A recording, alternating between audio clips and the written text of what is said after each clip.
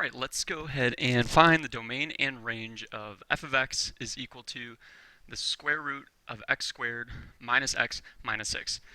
Let's go ahead and start with the domain.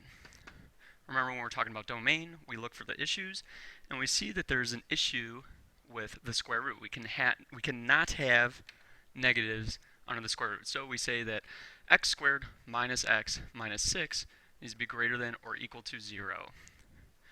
So let's go ahead and find out when that is true. To do that, what I'm going to do is I'm going to rewrite x squared minus x minus 6 as x minus 3 times x plus 2, which tells me that we have zeros at negative 2 and positive 3. Okay, what I've just drawn is a number line representing x values that I'm allowed to use, or otherwise the domain. Now, first question is, am I allowed to use negative 2 and 3?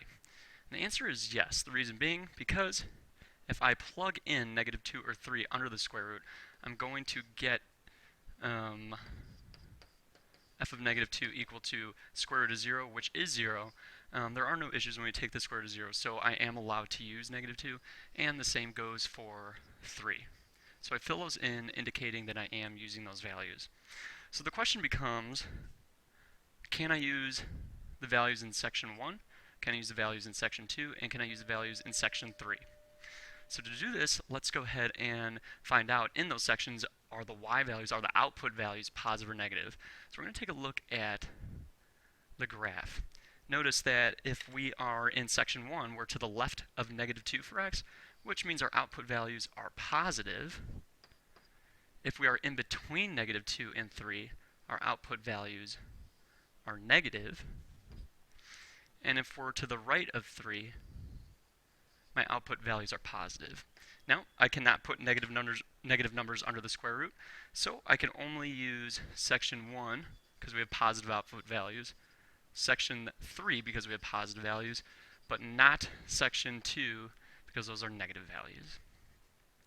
So what I'm going to do next is write my domain in interval notation, and that is starting at negative infinity, going to negative 2, using negative 2, union, use 3, and go off to infinity.